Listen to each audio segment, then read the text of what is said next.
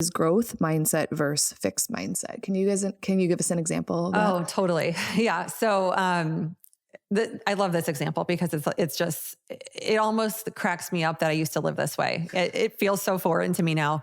But in my last role at CBRE in commercial real estate, when I was first there, I was very comfortable in that industry. But here's the thing that happened. I was comparing myself to everyone around me.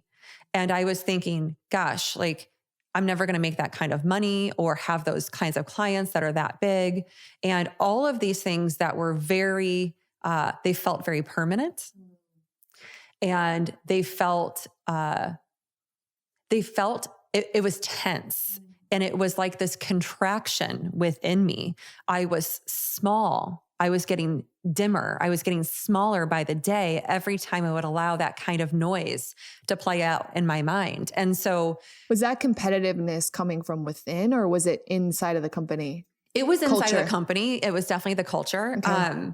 But certainly I was It feeds on your personality. Yeah. And I was buying into it at the Yeah. time, right? Because I was living from that wounded side still. And so the interesting part about that is that growth mindset versus fixed mindset. The fixed is being one of those people who's like, life is permanent and this is just what I'm supposed to do. And this is the way my life is supposed to be. This is what it is. I just am the way I am.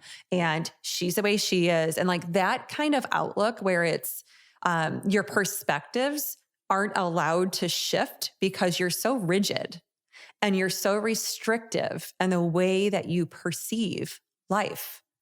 A growth mindset, we all are in our own movie. My movie is totally different than yours, even though we're sitting in the same exact spot right now. The way that we perceive what's going on around us is completely different. However, we're very similar because we allow our perspectives to be open. We allow ourselves to shift and to change and to morph, and we allow life just to be. So a growth mindset is saying to yourself, nothing is permanent. Everything is allowed to change. I am allowed to change. The world around me is allowed to change. The people in my world are allowed to change. And all of us, as long as our intentions are from a good place or they mean well and they are not out to harm others or ourselves, then we are stepping into our authenticity. We're stepping into our truth. We are doing good by the world and by humanity and for humanity. We are here to serve others.